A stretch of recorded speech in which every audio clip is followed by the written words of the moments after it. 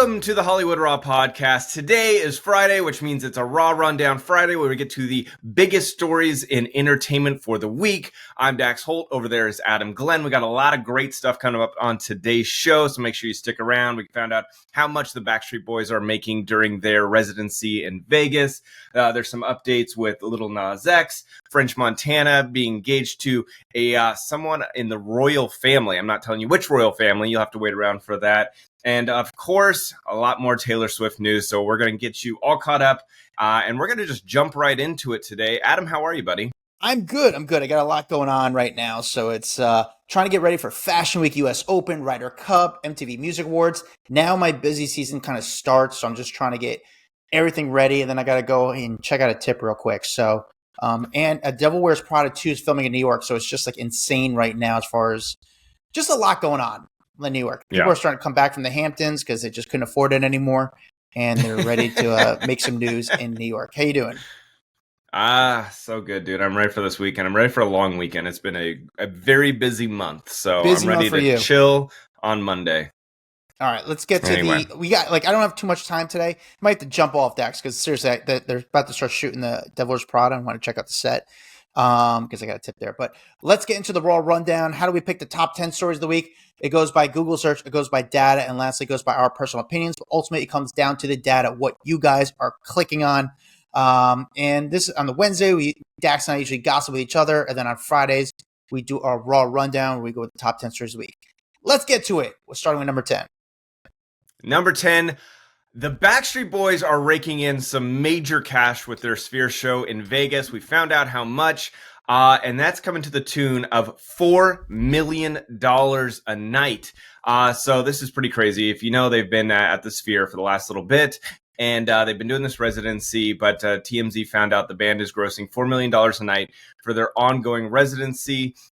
Here's how it is. It's all kind of raked together. Basically, they paid a one-time fee of around $7 to $8 million for all the graphics that are used inside the Sphere, because obviously there is a lot that goes into that production. And but they've already recouped all of that money because if they're bringing in $4, that got paid off basically after 2 nights. So the Sphere holds about 17,000 seats. The shows are selling out. The real key apparently is the VIP tickets, the premium tickets, the travel packages. All of that goes into the gross profit. So this is a huge thing. And not only that, they are also living there for right now. Like there is not a bunch of travel expenses with people going around the country and flying and all of this kind of stuff. It's one spot, one location. So every night you just go back to the same show. So this is being extremely, extremely lucrative for the Backstreet Boys. And with this kind of story coming out, trust me, you're going to see a lot of other big bands doing the same thing. Yeah, I can see that. Obviously, the cost of doing something like this where people come to you, you don't come to them is great. It becomes a whole experience for the concert goer. You know, they make it into a weekend. Obviously, when they go there, they spend a lot more money on merch than they probably were planning to. Great business idea. And I think, honestly, it's not saying the Backstreet Boys were suffering at all, but I think it's revived them a lot where people just feel that nostalgia of them where trust me, they were not making $4 million a night at this point in their careers. They're now raking it back in. Yeah, but when they go back to touring, I think they're going to do bigger venues again. And I think overall, it's just such a great business move. In fact, it's so weird. I know more of the Backstreet Boys music than probably NSYNC. And I've never bought or listened to a whole album. You forget how many hit songs they had at that time. So good for them. Yeah. I'm rooting for them. All of these bands should be thanking Britney Spears. Britney Spears was the one that made residencies cool in Vegas. She was the first one to say, okay, I'm gonna set up shop. I'm gonna make this a thing. And then everyone followed suit after she did it. So they should all be thanking Britney. All right. Really thanking Britney? Is that where we're at? That's a wild move. But listen, good on them. It's good business at the end of the day. It's funny because like every time they do a show, it kind of hacks my algorithm. Everyone posts about it. You have 17,000 people posting multiple stories, Instagram posts of their concert experience. Good for them. But I'm excited to see who's going to do the next residency at the Sphere. Dax, number 9. Sean Diddy Combs is winning once again in court. So 2 months after, he was mostly cleared of the criminal trial, he now won a ruling on Tuesday dismissing a civil lawsuit accusing him of drugging and sexually battering a 23-year-old man at an after party back in 2015. A Manhattan judge said the case, which was lodged in February, was filed well after the statute of limitations had expired in either state that might apply. And because the actions are untimely under both New York and California law, it must be dismissed to all defendants. So this is one of the people that Tony Busby, that lawyer who's been representing all the different people in the Diddy case, was not happy, basically said, I wouldn't call this a victory for Mr. Combs. We won't allow Mr. Combs to escape a trial on the merits due to a technicality. So Tony Busby feeling like this will still very much push forward. But if you would ask Diddy's people, he is saying that this is a win, that this one got tossed out. Very big win. Still got many more lined up behind this. Yeah, I think you're going to see a lot more of these stories, the wins, and Diddy's camp is going to use it in their favor, saying, use it to their advantage. Yeah, he's got a lot more. Like, that is true. Obviously we're waiting for October to see how long he's going to spend behind bars. Once that is announced, I mean, these other smaller lawsuits are still going to keep pushing forward. So don't expect to see his name out of the news anytime soon. I stopped by a hotel recently. I don't want to see what I could say and get away with. I stopped by a hotel recently, and they said that Diddy's family stayed there recently. And I said, how were they? Okay. Like the kids and everything? And they said, actually, we wanted to not like them based on everything that's happened to the father, unfortunately. And obviously they're entitled and just rich kids. But he's like, honestly, they were really nice. They talked to you. They were very cool. So I was like, I don't want, the kids have nothing to do with it. And you feel bad. It's a shitty situation for everyone except, it is a shitty situation for everyone. But they did say that Diddy's kids were super nice, even during everything going on. Just nice people. All right. Very good. But they spend money. They do have a lot of money, so they're spending money. But yeah, I think you're going to see a lot. These wins are going to get a lot. Those win stories for Diddy are going to get a lot more gas. A lot of people are going to be clicking on them because the Diddy case is very weird. The turnaround, and actually, what we're going to find out the answer. What I think it's in October, right, Dax? We find out what his sentence is going to be. That's not far away. We're about a month away from finding out what Diddy's sentence is going to be. So that's going to be pretty, I don't want to say exciting. That's not the word, but it's going to be, I think a lot of people are curious to see what the sentence is going to be. I think people are very curious. I think we're all waiting to see how long he's going to be locked up for. Yeah. All right. Number 8. Scott Wolf's wife, his estranged wife, got arrested for electronic harassment. And I guess posting doxing posts after exposing a bunch of texts with the actor's daughter and stuff like this. So if you remember, Scott Wolf and his wife have been going through a very contentious divorce. It's been made very public, and it doesn't seem like it's going so well. And you remember, she was on The Real World New Orleans. That's how a lot of people know her. But Kelly Wolf, she was arrested on late hours of Tuesday, the 26th, under suspicion of electronic communication harassment. Basically, she was currently being held at the Summit County Jail, which is a and then one of the public information officers told people there's no formal charges have been filed at that point, and that she was going to be going in front of a judge, which means at the point of that article being written, there was no bail that had been set. So unclear if she had legal counsel, but electronic harassment, she's been told she cannot talk disparaging about him or in the public, and she did not stop. She still went online. She was posting stuff. I guess doxing is what it means when you start releasing information like address, phone numbers, financial records without authorization. So she was doing that and ended up, allegedly doing that. So she ended up getting arrested. It's a weird situation, this case. I saw a video of her, I guess she was recording herself, of Scott picking up her kids, and she's yelling at him, but trying to be nice to the kids, but yelling at him, being nice to the kids. It's a really tough video to see. Yeah, it's unfortunate. I think you see the worst side of people when divorces happen and they're nasty, and everyone is trying to get ahead in life, and it's just the worst comes out of people, unfortunately. All right, number 7. Offset saying he would not get married again if the choice is there. So if you remember, he went on the Full Send podcast this week, and they were all talking about his marriage, and being married to Cardi B obviously was a huge part of his life. And the topic came up of marriage. Would you do it again? And he was like, "Yeah, no, I'm good." He's like, that chapter's. I've done it. I've checked the box. I don't need to do it again, which I can understand because everyone can understand that. I think it's like, yeah, I get it. Yeah. You got that on your bucket list. They were so happy together when they were good, and they were so bad when they were bad. So you remember they tied the knot back in 2017, and they had 3 kids together, Culture, Wave, and Blossom. And then she filed 2 months after Blossom was born. And so I think a lot of people say this, though. You get married, and then things go bad, and you're like, why would I do this to myself again? I think that's why you see a lot of people in Hollywood that are worth a lot of money. They go, we're just going to be in long-term partnerships. We don't need to get married. We just need to enjoy what we have. I mean, you've seen Goldie Hawn and Kurt Russell never got married. They're just life partners, happy as can be. I think that they've really figured it out in Hollywood. Yeah, but there's also a tax benefit too. So that's where some people say. Dax, I think when you're making that much money, I mean, come on. Yeah, you can figure something out. Dax number 6. Dylan Walsh from Nip Tuck. He had this massive car crash. I don't know if you saw the pictures where his SUV smashed into a couple of light poles.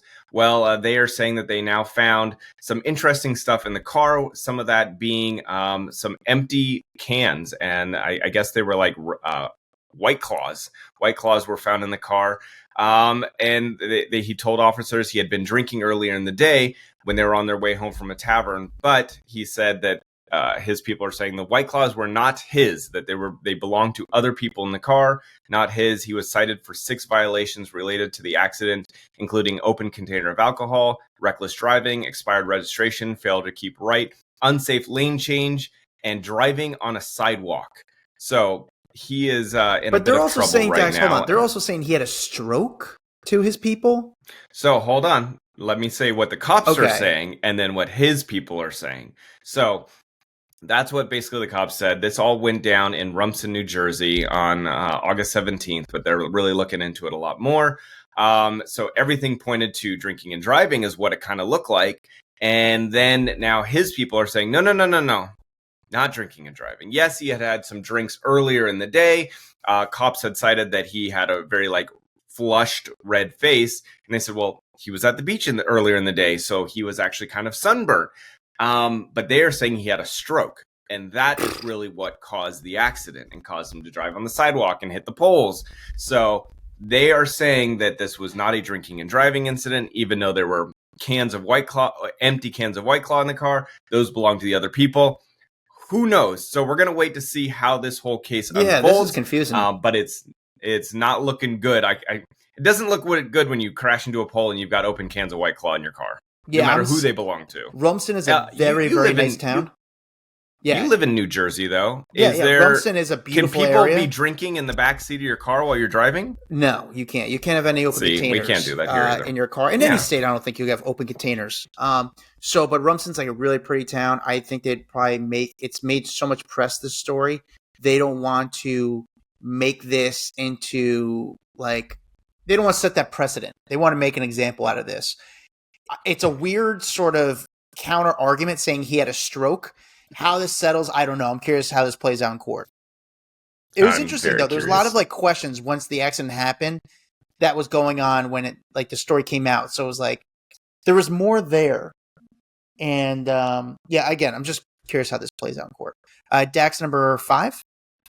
French Montana got engaged to congrats. Khloe Kardashian's ex. To the Dubai princess. I didn't even know they were dating, but apparently they've been together for quite some time. Her name is, I'm going to butcher this name. I'm really sorry, but Sheikha Mara, maybe. I'm sorry, Your Highness. I don't know how to say your name. But anyway, they've been hanging out a lot together, and now he put a ring on it. And I guess they started dating back in 2024, and they've been seen everywhere at mosques, upscale restaurants in Dubai, Morocco, and in Paris, enjoying the desert escapades on camels. I mean, they've really been enjoying time together. What a great woman to lock down, French Montana. Good job, cool. Buddy. I'm just excited because I have a guy in my phone who's married to Dubai princess. So it's how cool is that? Engaged. I got a contact. Engaged. Engaged. He's gonna get that's pretty insane. Sorry, that is nuts that he got like the bag. Like he doesn't have to stop doing music. Just now you're a politician. Now just stay off Instagram, be quiet, do your job. You're married to a princess in Dubai. Dude. That's incredible. French Montana is like the rap Cinderella. Yeah. Landing the princess. Good job, dude. Wow. We're all going to give you a round of applause. What's a bigger catch? Jay-Z for Beyonce or French Montana with the Dubai princess? I don't know. I know. I mean, I do know it's a Dubai princess. That's incredible. I wonder if there's a prenup for that type of thing. I don't know how that works. Do they get married in the U.S. or Dubai? I don't know where they get married. What's crazy is no matter how much money you have, the Dubai princess is still going to be worth way more than you because know that you can't count that. There's so much money over there. It's insane, like insane money. So that's awesome. Good for him. Good for him. Dax, number 4. Brooke Hogan. She's now changing her tune. I guess she now believes that there has been no foul play in the passing of her father, Hulk Hogan, after viewing his body. So she said that the cops actually let her go to the police station, see his body, and that this kind of answered a lot of questions for her. Not only that, she did get to hear the 911 call that was made by his wife, Sky Daly, on July 24th. And so she said that it was heartbreaking to hear this audio, that it was truly the sound of a woman with her heartbreaking and, freaking out. And she goes, I hope that the audio does not get released to the public, because she said that it was really hard for her to keep it together while she was listening to it around all the cops. But it really, truly broke her heart, which I think says a lot, because that Sky is one of the big reasons that Brooke and her dad had a falling out, was that marriage. So I think her acknowledging the love that Sky had for her dad is a huge step forward. Sure. At least for her. But she now, is saying that I guess when it comes to medical malpractice, and if something happened during Hulk's surgery prior to his death, where it sounds like there may be a malpractice situation with the doctor who had performed the surgery that led to his death, that is still considered a natural death. So I think that's where now it doesn't seem like foul play. But I do believe we're going to hear more about whatever surgery Hulk had before, and what this doctor did to be considered malpractice, or alleged malpractice, because that's where I think this story is now going to take a turn, and who's going to get focused on. Yeah, I mean, again, I think for Brooke, I think she would have a pit in her stomach if she just never got all the answers that she wanted. So good on her. I'm happy that she was able to kind of do that and kind of talk to possibly Sky and have a little bit more conclusion. Just because I don't think she'd feel like she just did her job as a daughter, just getting all the answers that she wanted. So good. She did say that she was struck by how he looked like a badass. So she said when she looked at him, when he was laid to rest, he was in the black suit, matching black bandana. She said he just looked like a badass. He looked like like Hulk Hogan. I'm like, that's how it should go out. Like, good on him. Good on him. We love you. Hulk's the rules. Number 3. Kelly Osbourne really pissed off at a wrestler, but basically Becky Lynch had gone on WWE and she had said some comments which pissed off Kelly. So she was doing a live broadcast of Raw, and she said that she wasn't wrestling in Birmingham, the home of the Black Sabbath singer. Obviously, she said the only good thing that came out of here died a month ago. Woo! And yeah. that pissed off. She did say, but in fairness to Ozzy Osbourne, he had a good sense to move to LA, a proper city, because if I lived in Birmingham, I'd die too, she added. And if you know, the Osbournes, obviously, they've got a huge part in their heart to Birmingham. That is their home. That is where he was buried. If you remember seeing the videos and photos of Kelly and Sharon and Jack all going to like pay their respects to like that memorial that was set up for Ozzy, that's in Birmingham. So Kelly went on and she said, Becky Lynch, if you are a disrespectful dirtbag, Birmingham would not piss on you if you were on fire. Shame on the WWE for allowing such things to be said about my father and his home. Dang. So, I mean, not happy. Yeah, I mean, I understand. It's still a little fresh. I understand what Becky was doing. She's trying to get that hot moment from the crowd. I thought she thought maybe that she could get away with this and piss some people off. I'm sure she's not looking to get a relationship with Kelly Osbourne or the Osbourne family. But Kelly, which, she can be pissed from that. So it's, again, I don't know if this is a work either. If Kelly was in on the WWE, maybe they give her a heads up saying, hey, Becky's going to throw a little, shade at your Ozzy. And I don't know. And now you play into it and it turns it into a bigger story. I don't know. I don't think Kelly would do that right now. You know what I'm saying? Like, it's still fresh. I mean, it wasn't disrespectful towards her dad, but it is disrespectful to his hometown. Yeah, but again, maybe they even paid to say a comment like that. Who knows? Like, maybe somehow the WWE paid the Osbournes and say, hey, we're going to write you a $25,000 check. Yeah. We're going to make this little joke. It's not personal. We just want to make a viral moment. I don't know. I don't know what happened. I don't know if again, when you deal with wrestling, you don't know, you balance the line of what's real and what's not real. You don't know. It's kind of interesting. Number 3. Number 3, Lil Nas X speaking up after his arrest, after his bizarre, naked strolling through the streets of LA. Obviously, he was arrested last week. And he returned to social media on Tuesday morning, hours after he posted that $75,000 bail and was released from the Van Nuys jail. He posted a selfie video and basically referred to him in the third person, telling his followers, she's going to be okay. She's all good. She's going to be all right. That was terrifying. But your girl's going to be all right. So, yeah, I guess it was a good realization of maybe don't do the stuff that you were doing so you don't wind up walking down the street naked. I got to imagine he's pretty embarrassed right now after this whole thing, right? Yeah. At first, I think like a lot of people, I thought that this could be some sort of publicity stunt, right?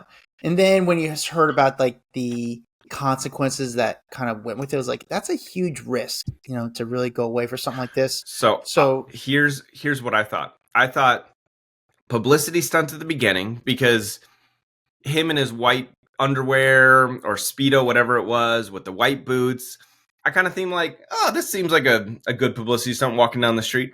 The second the video came out of him butt-ass naked, that's when I was like, all right, now I don't think it's a publicity stunt anymore. Yeah.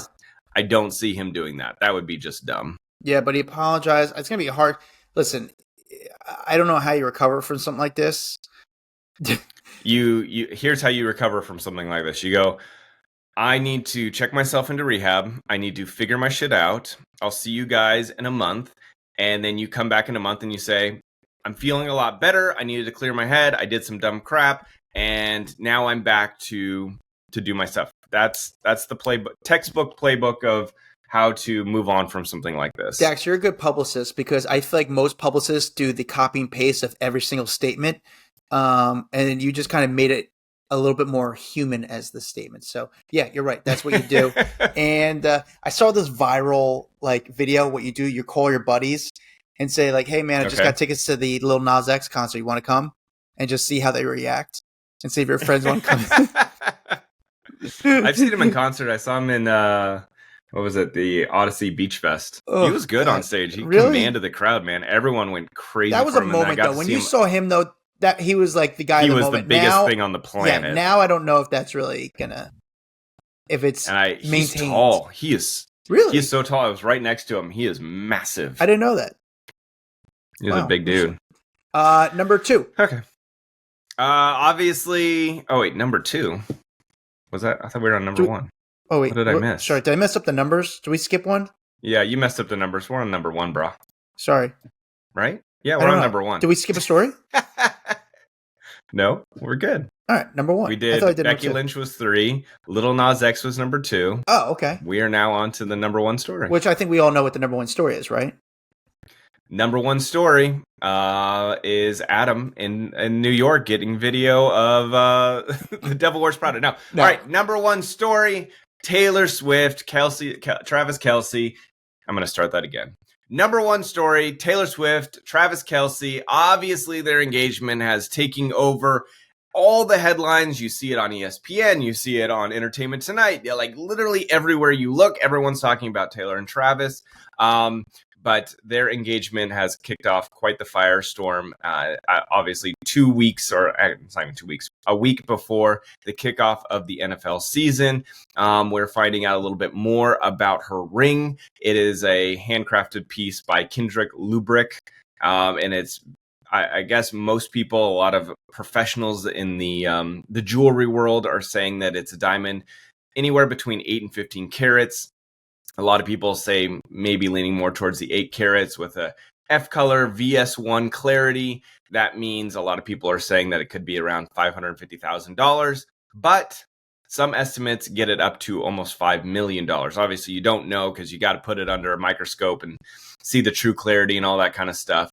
But the big thing is that it seems like it happened about 2 weeks ago at his family's home, and they made it really special. So a lot of people coming out of the woodworks to talk about it and congratulate them.